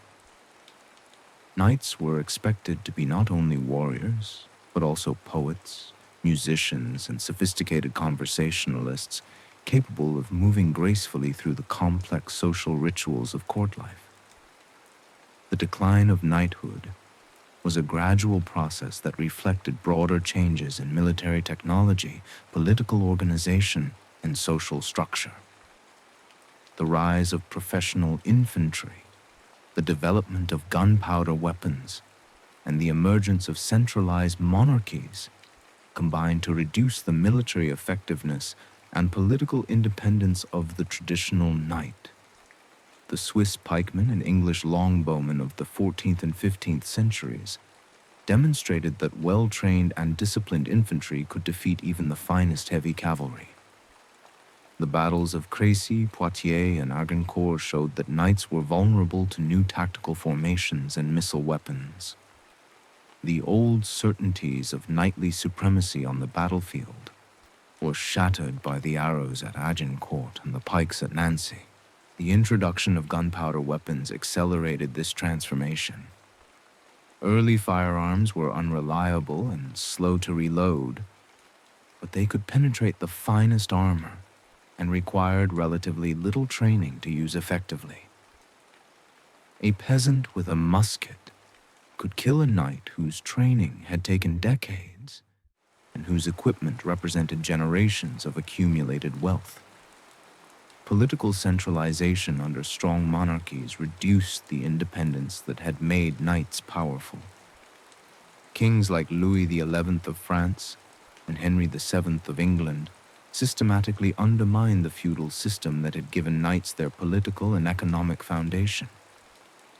Professional armies loyal to the crown replaced the feudal levies that had been the knight's primary military role.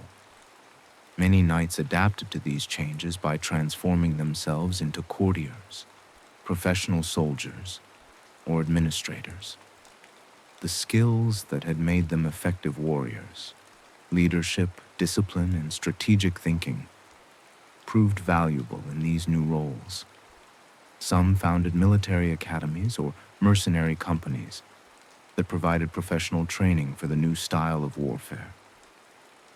The knightly class gradually merged with the broader nobility, losing its specifically military character while retaining its social privileges. The concepts of honor, courtesy, and service that had defined chivalry were adapted to new contexts, influencing the development of diplomatic protocol, military officer codes, and aristocratic behavior. The literary legacy of knighthood proved more enduring than its military reality. The Arthurian romances, the chansons de geste, and other medieval narratives created a mythologized version of knightly life that continued to influence European culture long after the actual age of chivalry had ended. Works like Malory's Le Morte d'Arthur and the anonymous Song of Roland preserved and transmitted chivalric ideals to later generations. The Renaissance and early modern period saw a revival of interest in chivalric literature, even as the military and social realities that had created knighthood disappeared. Cervantes' Don Quixote both celebrated and satirized the chivalric tradition, highlighting the gap between romantic ideals and contemporary reality. The continuing popularity of such works demonstrates the enduring appeal of the knightly ideal. Modern military traditions retain echoes of medieval chivalry in their emphasis on honor, duty, and the protection of the innocent.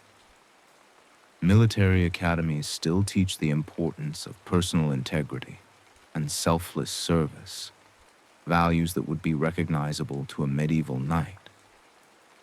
The Geneva Conventions and other international laws of war reflect the same attempt to impose moral constraints on military conduct that motivated the medieval church's peace movements. The knight's commitment to service beyond personal gain, the willingness to risk life for abstract principles, and the attempt to combine physical prowess with moral virtue continue to resonate in contemporary culture. From the superhero narratives of popular entertainment to the service ideals of modern military organizations, the influence of medieval chivalry persists in adapted forms. Though the clang of sword on steel has long faded, the image of the knight endures, not only in legend, but in the lingering shadow of a world that once believed valor could shape history. The medieval knight represents humanity's eternal struggle to transcend its baser instincts, to transform necessary violence into something noble and worthy. In their successes and failures, their nobility and brutality, their aspirations and limitations. The knights of medieval Europe created a legacy that continues to influence how we think about courage, honor, and the proper use of power. The stone castles still stand, weathered by centuries but enduring. The manuscripts still record their deeds, faded but legible. The ideals they championed, however imperfectly realized, continue to challenge each generation to consider what it means to be truly noble in a world that often rewards the ruthless over the righteous. In this sense, the age of chivalry never truly ended. It simply transformed, carrying forward the eternal human hope that strength might serve justice and that honor might yet triumph over mere expediency. The transformation of knighthood from a primarily military institution to a social and ceremonial one was gradual, but inexorable. By the 16th century, the practical necessity that had created the medieval knight had largely disappeared, replaced by new forms of military organization and political authority. Yet the cultural significance of knighthood proved remarkably resilient, adapting to changing circumstances while preserving core elements of its original identity. In England, the ancient ceremonies of knighthood were preserved and institutionalized by the Tudor monarchs, who recognized their value in creating loyalty and binding the nobility to the crown. The Order of the Garter, established by Edward III in the 14th century, became a model for similar orders throughout Europe. These chivalric orders transformed military brotherhoods into exclusive social clubs that combined ceremonial pageantry with political networking. The Spanish conquistadors who explored and conquered the Americas saw themselves as latter-day knights errant, seeking gold and glory in distant lands much as their medieval predecessors had sought the Holy Grail.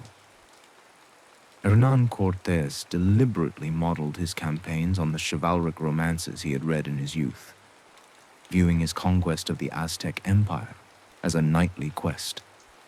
The reality of colonial conquest was far more brutal and exploitative than any chivalric ideal.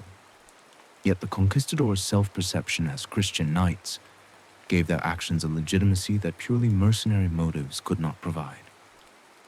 The emergence of standing armies and professional officer corps created new contexts for chivalric values. Military academies established in the 17th and 18th centuries explicitly drew upon medieval traditions of honor and service, adapting them to the requirements of modern warfare. The Prussian military code, which influenced armies throughout Europe, emphasized duty, discipline, and sacrifice in terms that would have been familiar to a medieval knight. The Romantic movement of the late 18th and early 19th centuries sparked a revival of interest in medieval culture that brought knighthood back into popular consciousness. Writers like Sir Walter Scott romanticized the Middle Ages in novels such as Ivanhoe, creating a nostalgic vision of chivalric society that bore little resemblance to historical reality, but captured the imagination of readers across Europe and America. This romanticized vision of knighthood influenced real political and social developments. The Gothic revival in architecture saw the construction of neo-medieval castles and churches that evoked the age of chivalry. Social reformers adopted chivalric language and imagery to advocate for causes ranging from the abolition of slavery to women's suffrage, arguing that true knights would protect the innocent and defend the helpless. The American Civil War saw both sides invoke chivalric ideals to justify their cause. Southern officers, particularly those from plantation backgrounds, cultivated an image of themselves as medieval knights defending their homeland against Northern aggression. Northern abolitionists, meanwhile, portrayed their cause as a chivalric quest to free the enslaved and restore justice to the land. The reality of industrial warfare, with its massive casualties and technological brutality, made such romantic comparisons increasingly difficult to sustain. The First World War marked a decisive break with traditional notions of chivalric warfare. The trenches of the Western Front, where machine guns and poison gas made individual heroism largely irrelevant, shattered romantic illusions about the nobility of combat. Poets like Wilfred Owen and Siegfried Sassoon explicitly rejected the chivalric language that had been used to justify the war, describing instead the horror and futility of modern industrial warfare. Yet even in the aftermath of the Great War, chivalric ideals retained their power to inspire and motivate. The Royal Air Force deliberately cultivated a knightly image, portraying fighter pilots as modern knights jousting in the skies. The individual combat between pilots, the emphasis on honor and fair play, and the romantic danger of aviation all evoked comparisons to medieval chivalry.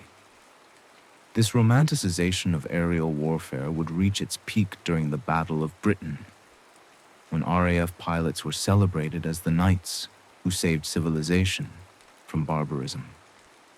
The Second World War presented more complex challenges to chivalric ideals. The scale of the conflict, the involvement of civilian populations, and the systematic nature of Nazi atrocities made traditional notions of honorable warfare seem inadequate. Yet resistance fighters, military leaders, and ordinary soldiers continued to draw upon chivalric language and concepts to explain their actions and motivations. The liberation of concentration camps was portrayed in explicitly chivalric terms, as knights rescuing innocents from the forces of darkness. The Cold War era saw chivalric ideals adapted to new forms of conflict. The CIA's gentleman's spy, exemplified by figures like William Wild Bill Donovan, combined traditional notions of honor and service with the practical requirements of intelligence work. The astronauts of the space program were portrayed as modern knights errant, exploring the final frontier in service of their nation and humanity. Popular culture throughout the 20th century repeatedly returned to chivalric themes, from the Hollywood westerns that portrayed cowboys as knights of the prairie, to the science fiction stories that transplanted medieval values to distant worlds.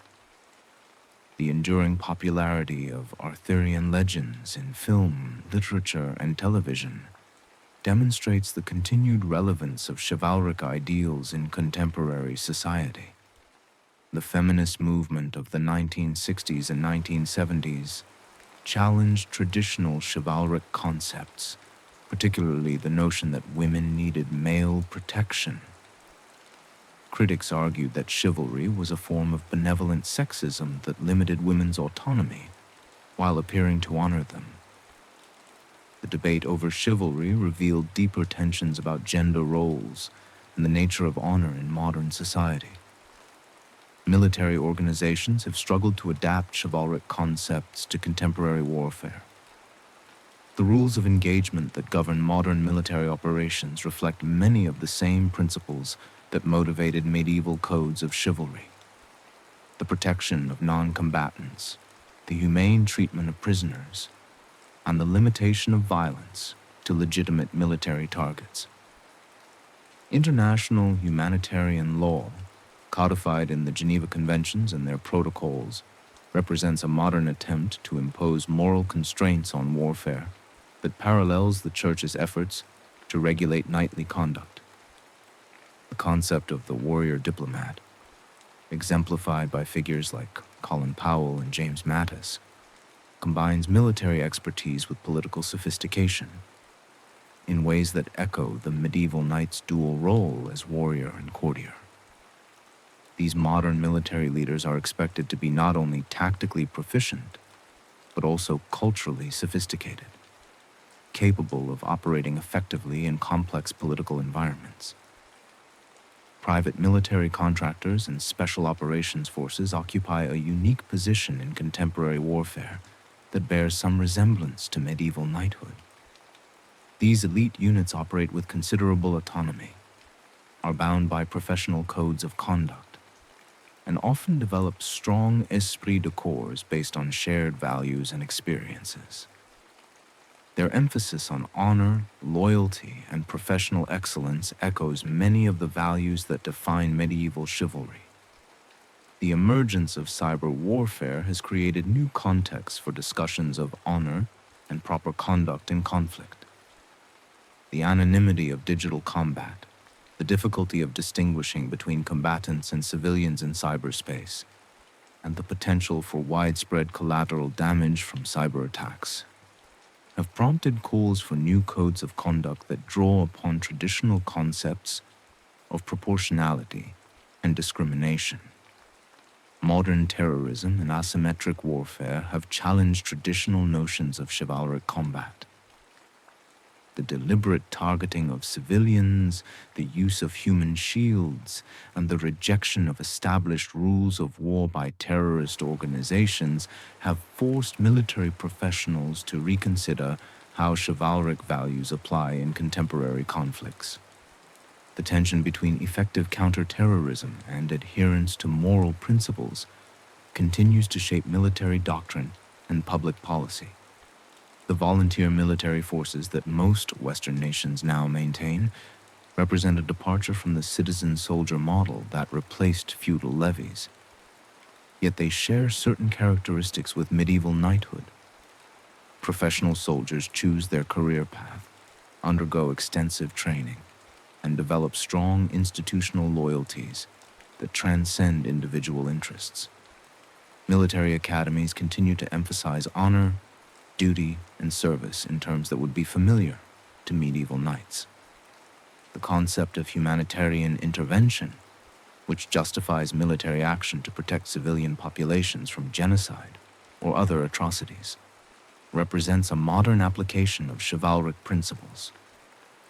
The responsibility to protect doctrine, endorsed by the United Nations, explicitly draws upon the knightly obligation to defend the innocent and weak against oppression.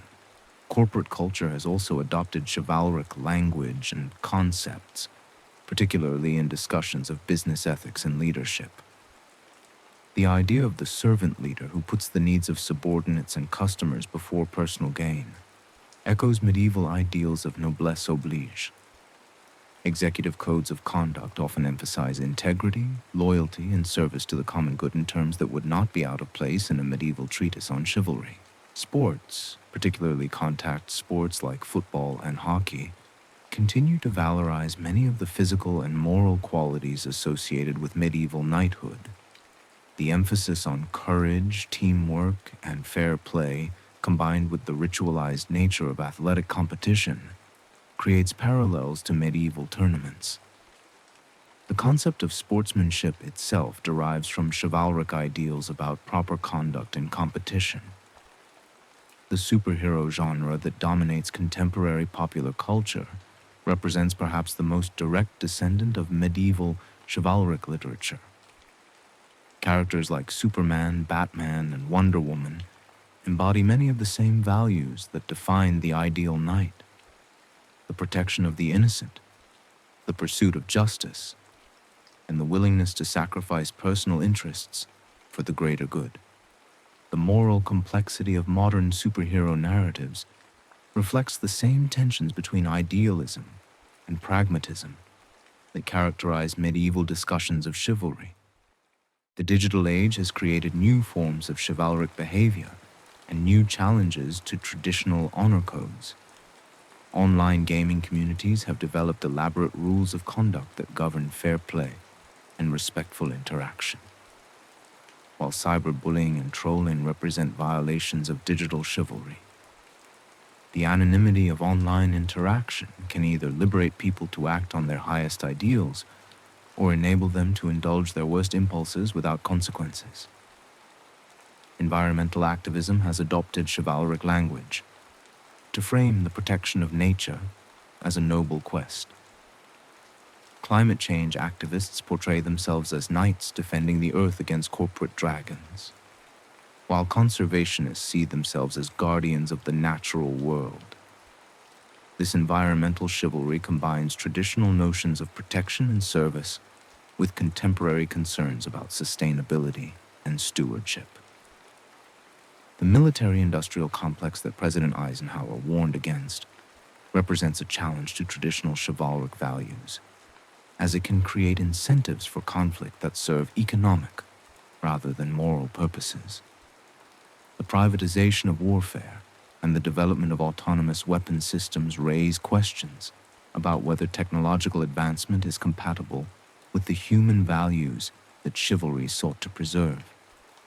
In examining the legacy of medieval knighthood, we see not a simple progression from relevant to obsolete, but rather a continuous process of adaptation and transformation. The fundamental questions that chivalry attempted to address: how to reconcile necessary violence with moral virtue, how to balance individual honor with collective responsibility, how to use power in service of higher principles, remain as relevant today as they were 1,000 years ago. The knight's quest for the perfect balance between strength and justice, between individual achievement and service to others, continues to inspire and challenge us. In a world where technology has made violence more powerful and more destructive than ever before, the chivalric insistence that might must be tempered by right remains urgently relevant. The medieval knights' greatest legacy may be not their military achievements or cultural innovations, but their persistent belief that human beings can transcend their limitations and achieve something approaching nobility. As we face the challenges of the 21st century, from climate change and global inequality to artificial intelligence and space exploration, we might find wisdom in the medieval attempt to create codes of conduct that elevate human behavior above mere expediency. The knight's armor may have become obsolete, but the values they represented, courage, honor, service, and the protection of the innocent, remain as vital today as they were in the age of chivalry. In this sense, we are all heirs to the knightly tradition, called to be champions of justice in our own time and place.